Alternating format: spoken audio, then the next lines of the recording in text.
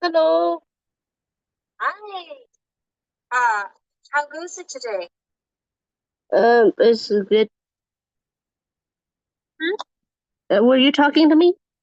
Yes, I was. How are you? I am good. Okay. All right. Uh, so what do you have if you could only get one thing done like the next 45 minutes? What would it be?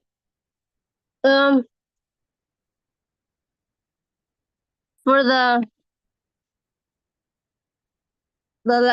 assignment I was working on with you last week, Yep.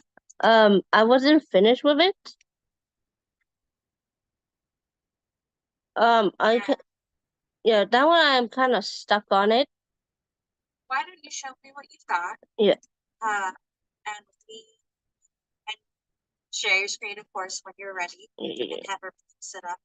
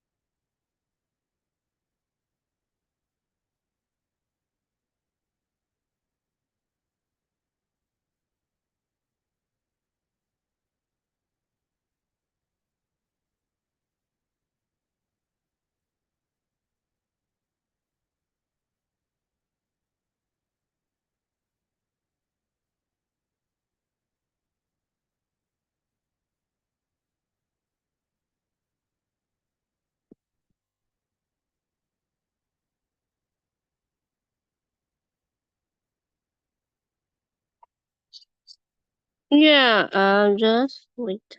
It's still loading. No worries. I just didn't want it to be like I hate it whenever like I if you had started sharing something and I couldn't see it, I would have kicked myself for not asking. So Yeah, it's still loading. That's right. like that, okay? Ah, your redirect.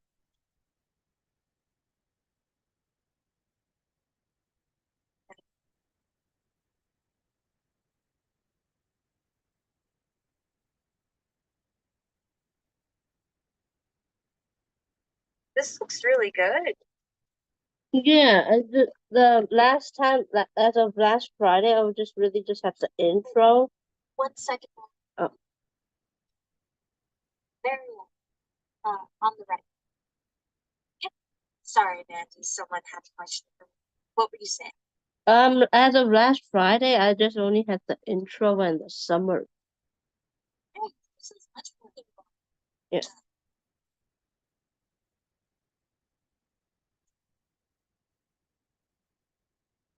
Uh, so what do you think? I was able to pull it up here. Let me confirm that. Just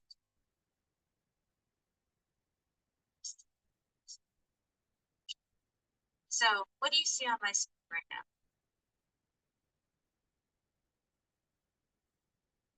Can you see my screen? Yeah, I can see your screen. Okay. And it's your paper, right? Yes.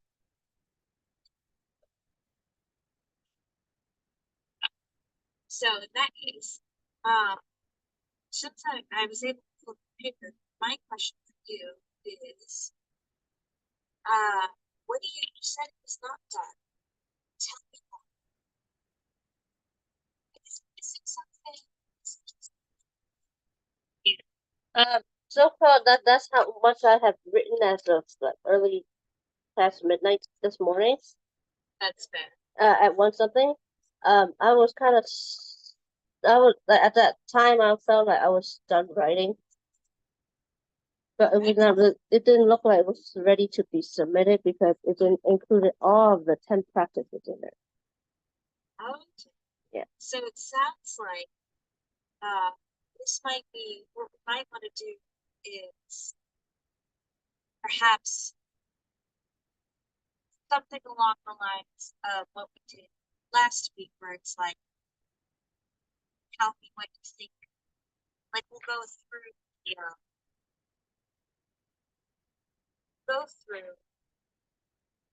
remaining ones and see Mhm. how many we can summarize. Uh, and then go how does that sound? Yeah, okay. All right, good.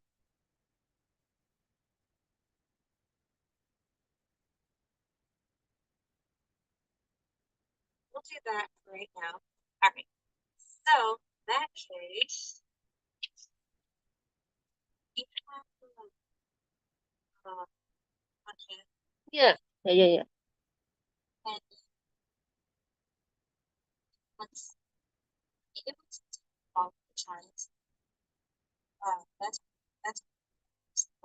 Mm. what would be the next one? So far the next one was the support book handling. All right. So you can that first paragraph Okay. starting with long before children direction. Yes, okay. Long before children learn directionality or alphabet principles, they develop more fundamental concepts of print, largely by physically interacting with books. Good. You see that picture of that little girl? Yeah. Underneath that is where the rest of the paragraph is. Exploring them with hands, eyes, fingers, and mouths. With frequent book sharing experiences, infants and toddlers learn that books are for looking at and reading, that there is a right side up, that books have different parts and slash pages, and that images the cover can signal what's inside. By 36 months of age, the Head Start early learning outcomes framework calls for children to be able to hold books, turn pages, and pretend to read. Rapidly growing motor skills shape how children interact with books. Once infants can sit up and coordinate actions of both hands, they can hold and manipulate books.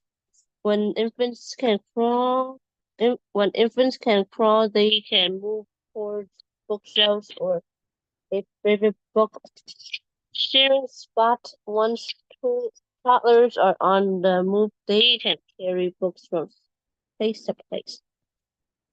Thus, one way to support book handling is to set up the environment to enable children to hold and remember. Sweet. Done. So, you don't have to talk. Don't have to talk. What would you say that was all about? Um, it seems that this part is mostly about how you let the kid explore the books, and you can also tell them, show them the cover and how to hold a book correctly, but let them learn how to hold the book, and when they're young, they'll be able to like learn when they'll start to learn how to hold it correctly when you show them. That's what I kind of got. You can that you let them learn to hold the book themselves, and then you can show them later on.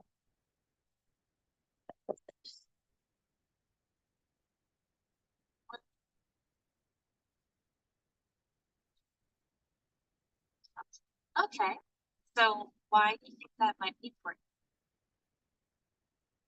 important? Because this is a, I think it's important is that they know how to hold a book, and then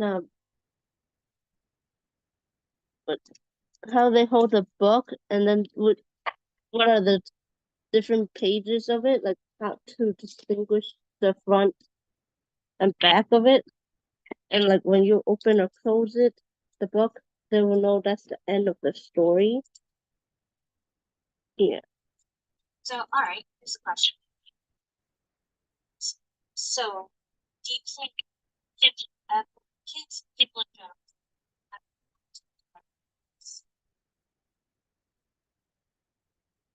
like, do you think books are something that actually have to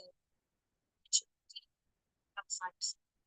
It seems that you interact with books, but the books you interact with is can be all kinds of books. Well, It doesn't really have to be like a book. It can be just like a like a paper with without words. You can create your own story, that kind. And like anything can really be a book. It just uh, have to have the shape of a book. It can be a book. uh, and so, do you think it makes a difference between what there's way to like? So, for instance, we don't have. So if I were holding up a book Mm-hmm. and I held it upside down, do you think that would make a difference by trying to read it? Um. Yeah, because the words are upside down, you have to hold it the correct way to read it. Yeah, yeah, you have to read it the right way. You have to like maybe show them the right way to hold it, and then tell them that this is the right way. That the other way you hold it was the not the was the incorrect way of holding it. Yep. And so if they don't read it, can't read it, then they can't understand it. Yeah.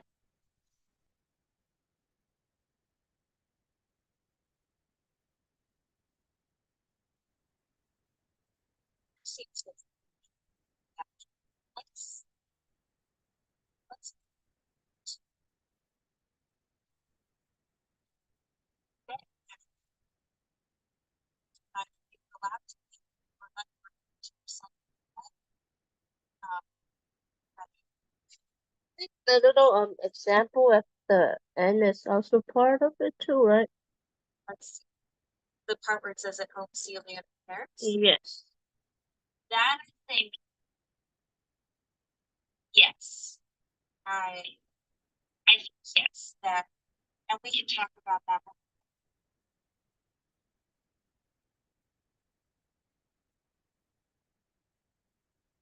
Question. Question with faces, voices, and gestures. Focus and keeps children's attention and helps them make meaning of image and ideas in books, which helps them comprehend the actions and emotions of the characters. Pointing while book sharing encourages children to use gestures for communication about books and other things. Pointing and symbolic gestures help children make connections between images and concepts in books and the 10 things they experience in their everyday lives, and support vocabulary development. Children who learn many symbolic gestures will sometimes even read to themselves by gesturing about each image as they flip through pages. Flip through pages. All right. Well, and then at home, Celia and her parents big size. 12 months. Lost basketball. the storage book and then flips to the page when reading the book itself or making a sign each application. So, what do you think in general? What do you think that whole animated stuff is about? Mm,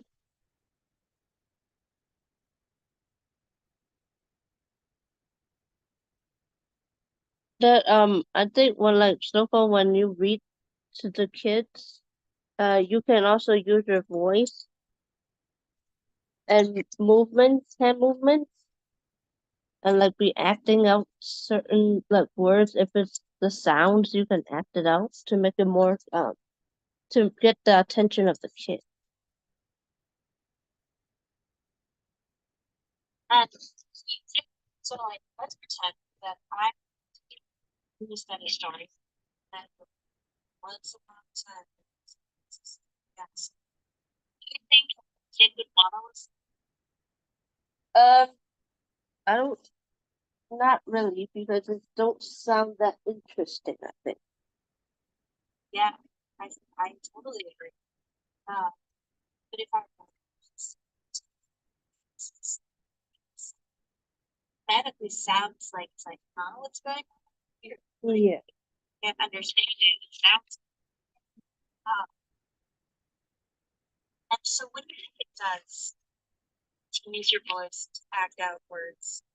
It's like getting the attention. Why do you think, oh,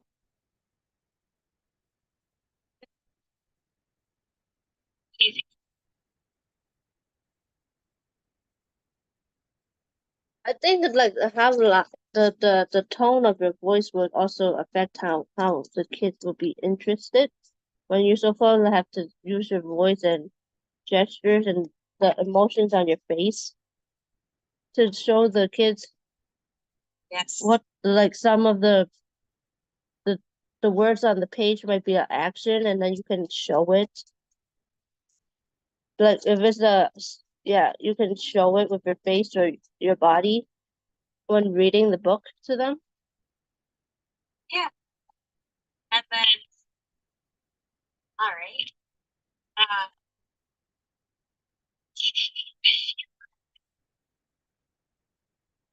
okay. Do you think this is a valid suggestion? Like, do you think this is something um, that could actually, do you think it's something that decided, I'm going to just act out everything that comes to my child, I'm going to make my voice decrease it, I'm going to gesture and all this stuff. Do you think this is that way of engaging the child? And you mean if it's do it all the Or just try it as a tactic?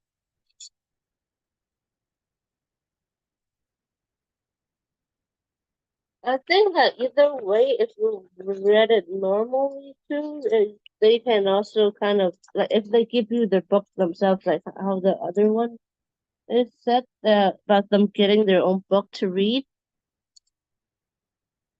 When Yeah. so called like when you they give you their book that maybe have something they like, and then you act out the what they have like as a word or a action, the word which is an action, that it will kind of help them like the book even more. Um, okay. And then do you think this is something people can do? This is something that doesn't have or uh, something that you can is practical. Like, you know how sometimes suggestions suggest things. It's like, yeah, I'm going to suggest I need $7,000 in order to do it. Do you think it's something that anyone has practical? I don't think it's that it can be not practical and at the same it be maybe like some people don't really like want to read the book because they might not have enough time like not their like yeah like time they don't have time to do it when they supposed yeah they don't have enough time to be even doing this and then yeah not enough time for them to be doing like reading the book to a kid. Or like if they are to read, they don't want. Sometimes they're like the kid is continuously giving them a book when they're like already very tired, don't want to read another book. That kind. Uh-huh.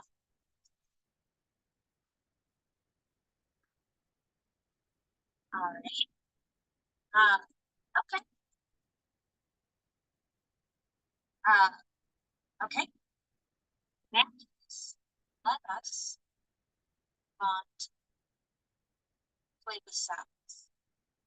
Yourself or about Um, use play using playful ways to draw children's attention to sounds in words and connect sounds with letters supports key phonological phonological. phonological skills for language learning and reading. Automatopoeias make up 20% of infants' earliest words, giving children a way to start expressing their interests and ideas vocally. Children who recognize and produce rhymes and alliteration apply these skills as they learn to read. Playing with sounds can easily be combined with other playful strategies such as getting animated. Yeah. So, what is the difference between this and uh, getting animated? I think for this one, it seems like it's more about sounds. Uh, okay. Do you think uh, difference of the sunset? Um,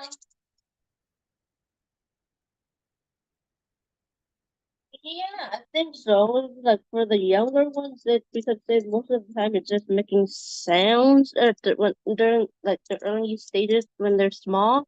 Then they'll like start learning words. Start with some sounds, and then they can start saying the words to them, like reading the books. Uh, so, by reading books, get them comfortable and teach them the sounds. What do you think? So, Like by reading, teaching them the sounds, and then like get like maybe getting them that learn the sounds of the words because they're learning you're giving them the sounds of each word is yeah each word the sounds when you're reading they can hear how you pronounce it the pronunciation of each word. okay?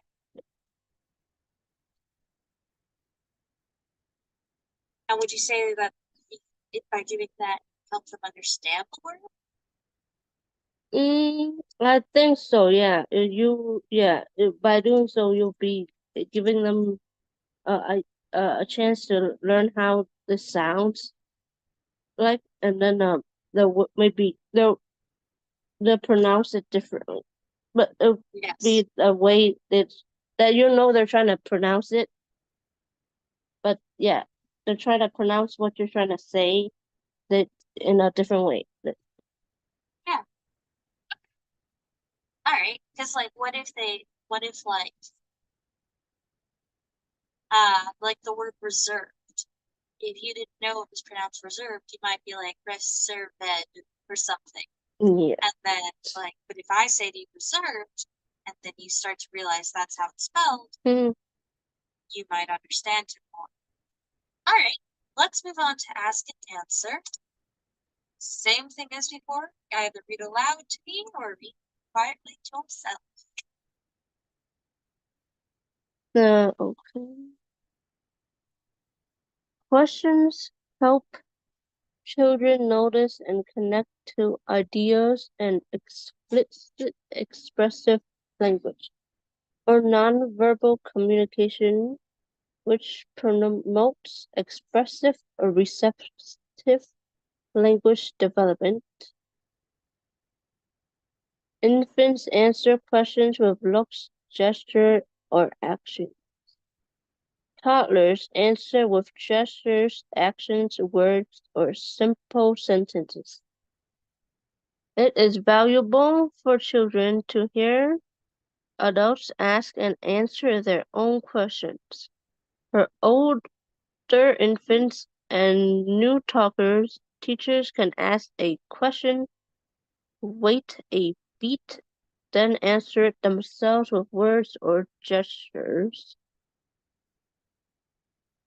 Demonstrating this ask and answer dialogue supports toddlers' ability to use words or gestures to answer adults' questions, which further enables them to communicate about books and many other things. Cool.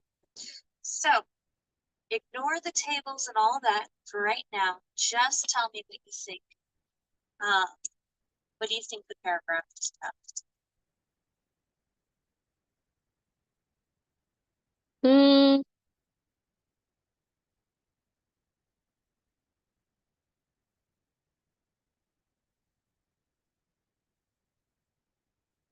It tells you that like asking question is a great way to like help develop the child's way of communicating, like by the receptive or expressive kind of language.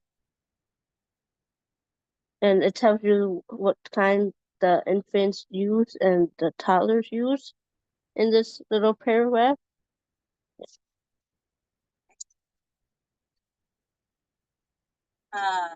Tells you what kind of, what did you say?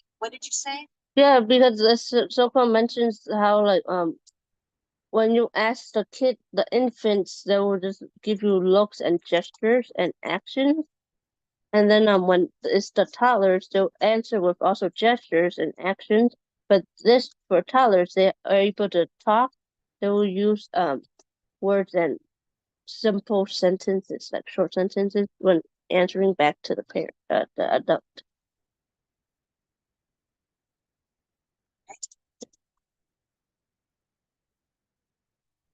Right. I just look at that really quickly. Mhm. So in the first, I want to read the first sentence to you, and I want you to tell me what you think it's saying in your own words. Ready? Mhm. Questions help children notice and connect ideas and elicit expressive language or nonverbal communication, which promotes expressive and receptive language development. So if I were like, I'm a third grader who needs to know what that was actually saying, what would you say to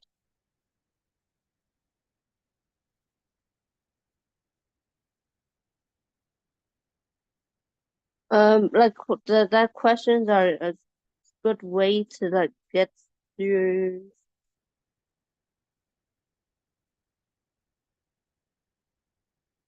To get me to like start get have an idea of how to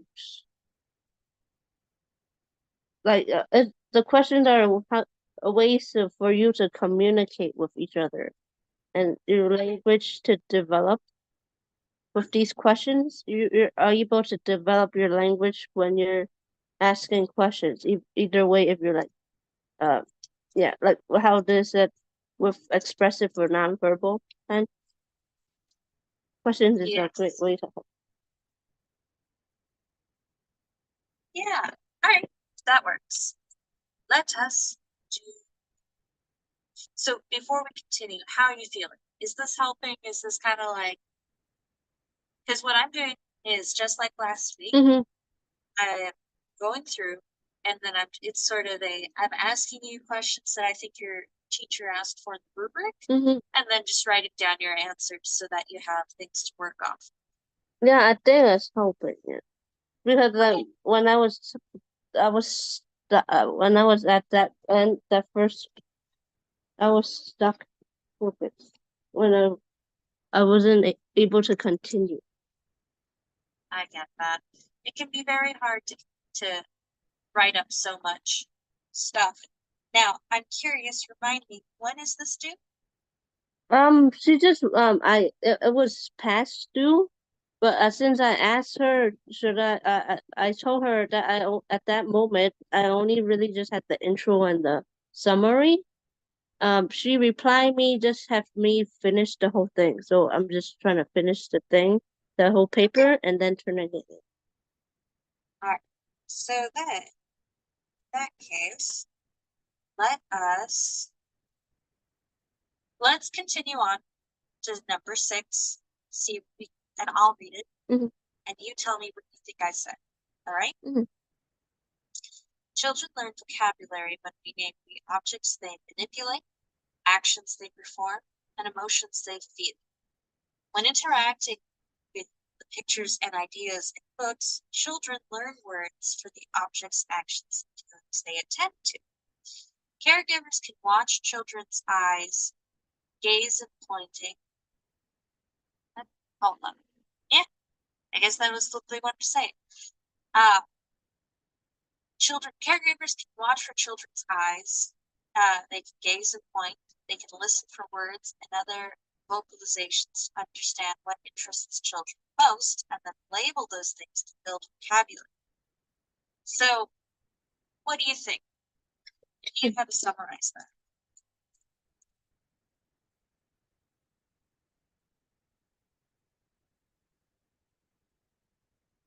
Mm.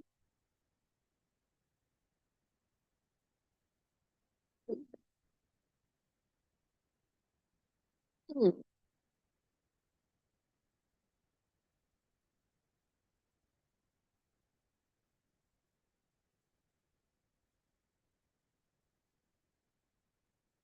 Like, hmm. Um, it seems like when you're telling the children the words as like you're labeling it, it can help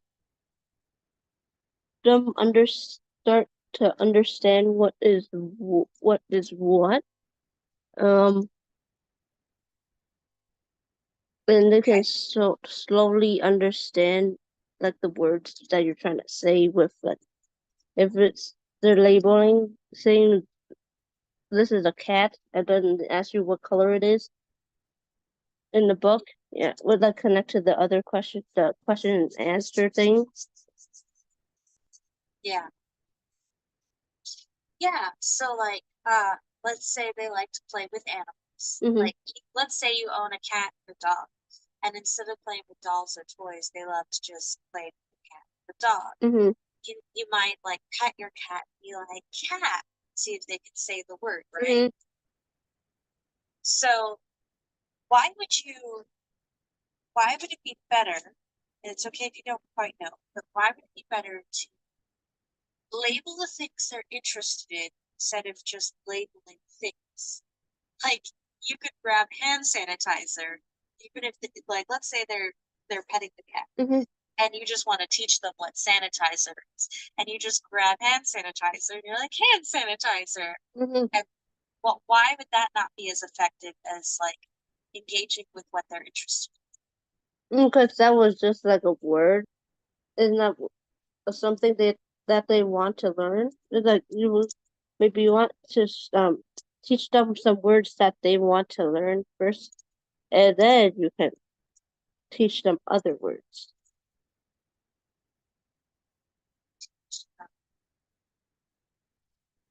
in? So would you say to them a word doesn't really mean anything? Like I feel like have you ever sat in a class and had a teacher say like 6,000 things and none of it really got into your brain? Mm, yeah, yeah. Yeah, I have so many classes where they're like, let me throw all this terminology at you. And I sit there and I nod my head. By the end of it, I'm like, I have no idea what was just said to me. Yeah. Yeah. And I have to wonder if it's something like that where it's like if a kid's not interested, uh, the words don't mean anything. I think that's kind of what they're maybe trying to say also in a way, because the saying that the caregiver is just watching and to see what the kid is interested in, with what to really give them the vocab for. Yeah.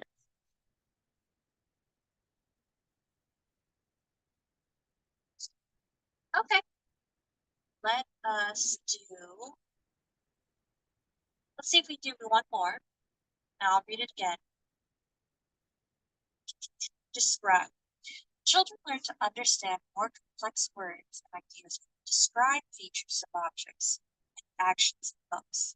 Language comprehension is a building block in decoding the meanings of words. Using rich descriptive language only supports vocabulary in response to children's interests. For example, when sharing triadic joint attention, both attending to the same picture or idea in a book.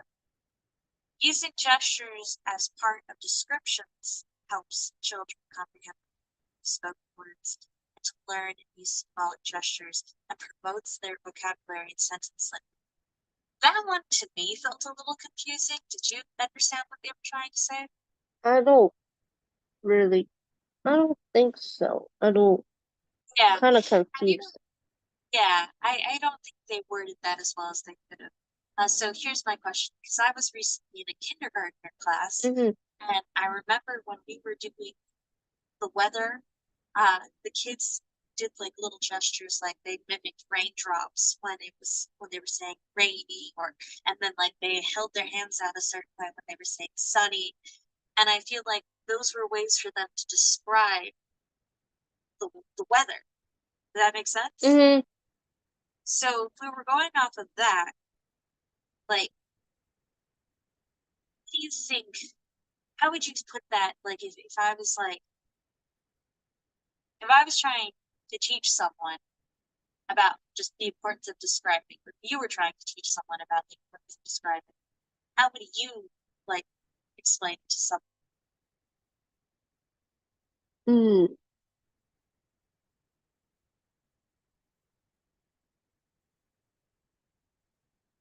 Mm, I think it's like that they have they're using words of ideas that they already know. Um, and this kind of like expanding on the words, and then they can see how they react with the description of more of the words. Like they have a word to just giving more words to the word and ideas. Uh,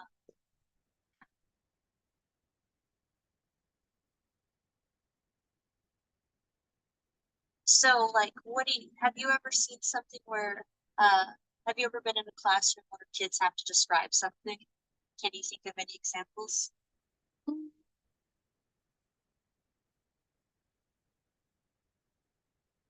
Mm, describe something. Um, but they will talk about the color, um, what it is made of, like the texture and stuff.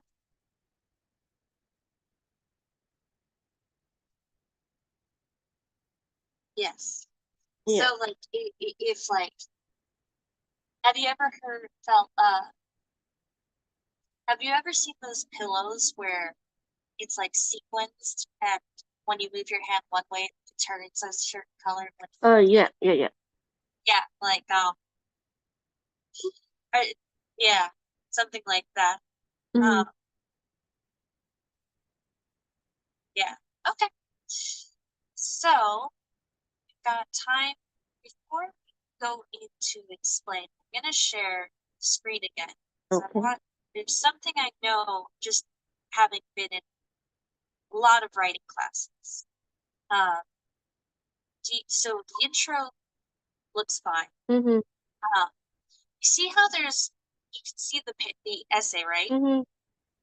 You see how it's like one big block of text? Mm-hmm. I just know that it's kind of like, have you ever received a text message like this where someone just like sends you 14,000 sentences and there's no end to their text? Oh, it's too long. Yeah. And it's not that it's too long, like you have to delete words. Mm-hmm. It's just we have to break up the paragraph so that it's a little easier to read. So Okay. I would like you, here's what I'm gonna read to you. I'm gonna start reading the paragraph, and I'd like you to stop me if you think we get to a point where we could break it up. So, summary goes, the authors are giving ideas to parents and teachers about how to help them engage for the children. It's also to help the children get more excited about listening to the parent.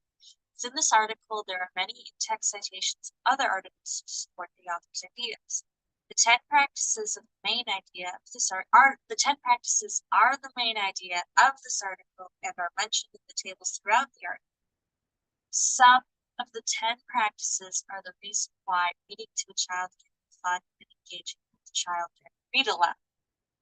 So that feels like it's one big idea. Mm-hmm. I think when we say, for example, Yes. we might, how would you feel if we made that its own paragraph? Yeah, I think it's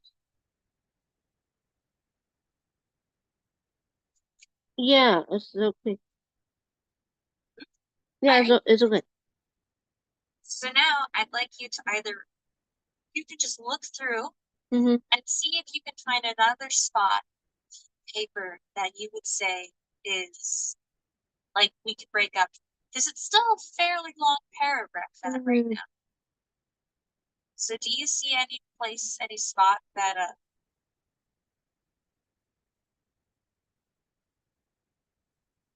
Maybe the one I said the first input. Maybe here. let's see.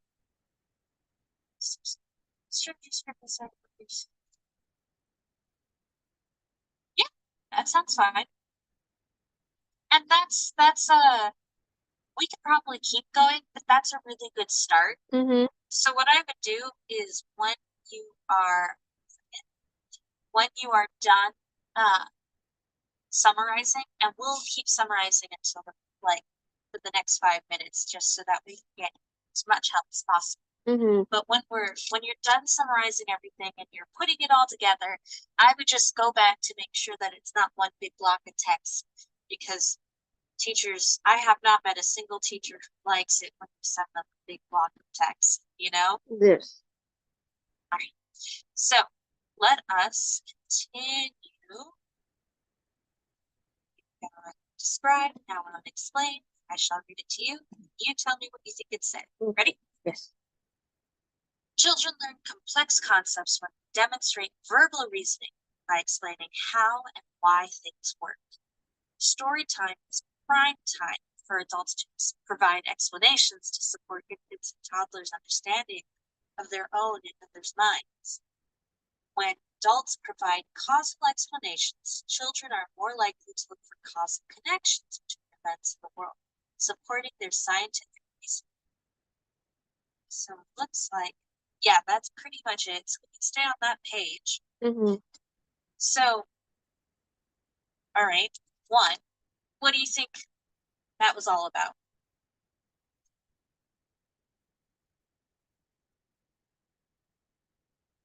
What do you think they were trying to say in that last bit?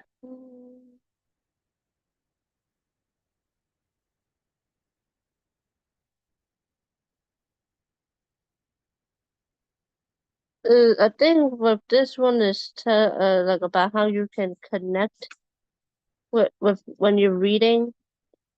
You connect it to real life activities and life events when Yeah. explaining if there's a fire truck on the page, what the fire truck is supposed to do and stuff, like be more tell the kids more about the pictures and stuff on the page. Uh,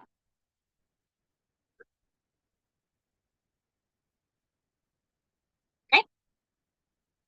Yeah. Yeah. I that's solid. Let's see if think let's go to make connections. It's the second to last one.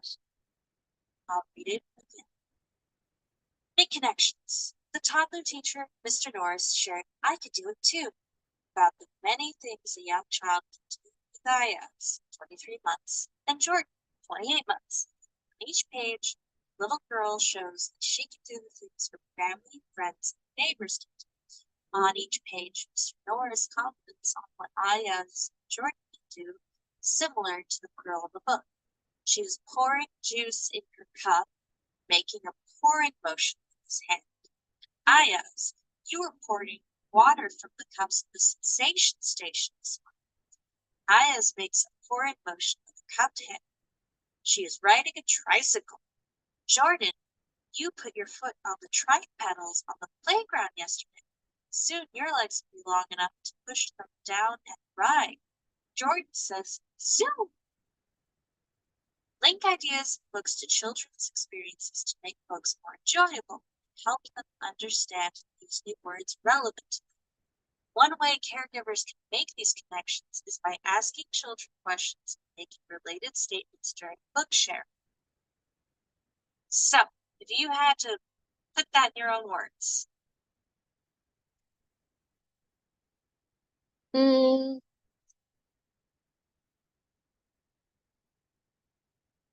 it seems like for this part is like when you're reading a story, see if it can connect to what happened in the classroom, or when they're the yeah in the classroom, or when they're playing outside in the park, or during their meal times. Yeah. Uh, okay. And then why why would you do that? Why would you say, hey, you picked up a pencil just like the girl in the book did? Or whatever. So I think it's so that they know what they're doing is also can be in the book too. Like it happens can be also happening in the book. Yeah. It can also happen in the book and in real life. Okay. Uh, and life. All right. So let me see what think out loud. Okay.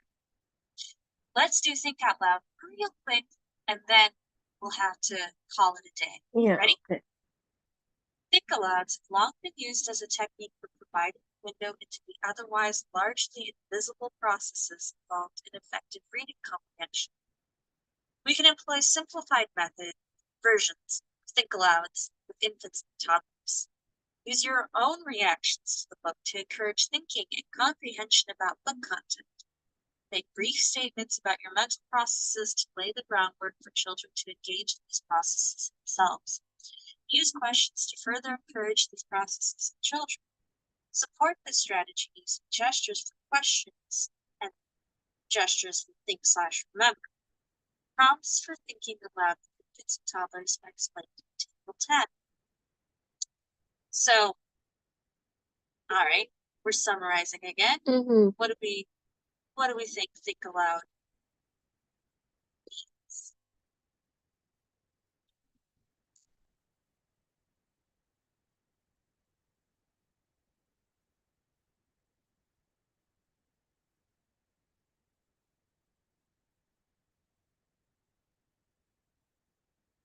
Um.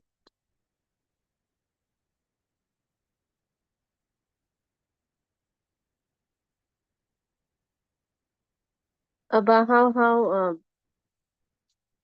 when you're like commute.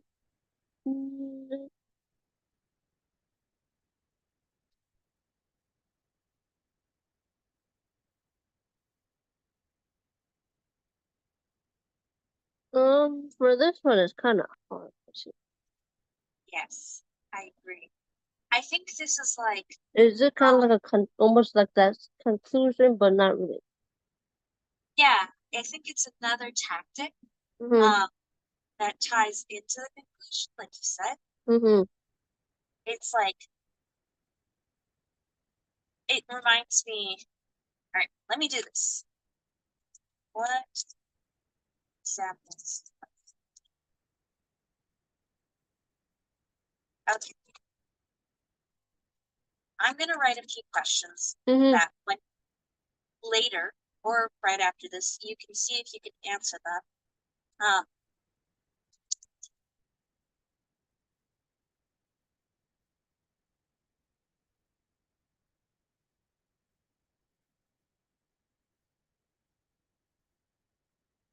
All right, we're going to keep it simple.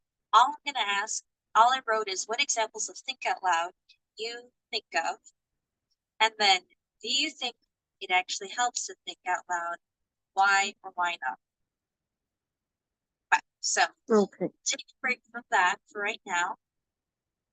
Since in our last minute or so, do you have any other questions for me, or any like I'm lost on this or anything like that? Mm.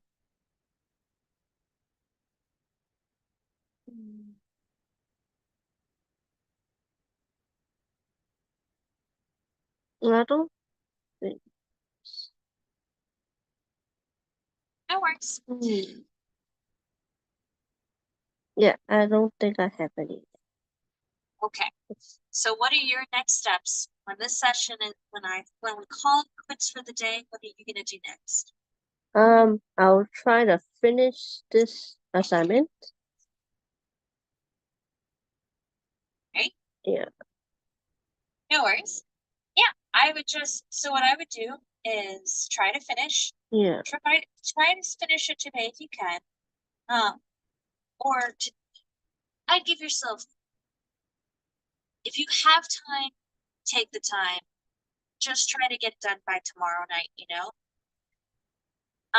And then the only other thing is that once you feel like you finished, I would take a quick break and then just look over it one more time to see, did you highlight things that you wanted? Like, did you have things bolded that are not supposed to be bolded, or are the highlights taken care of? Mm-hmm. Because it's always awkward when you accidentally forget to unhighlight things or whatever. Okay. Yes. Yes. So I will send you a note saying, here's what we talked about. Here's what you get to do now. But other than that, I think that's all I have for you. So I hope you have a nice rest of your day, all right? Good luck with this. Yes. Thank you. You take care, Mandy. Goodbye.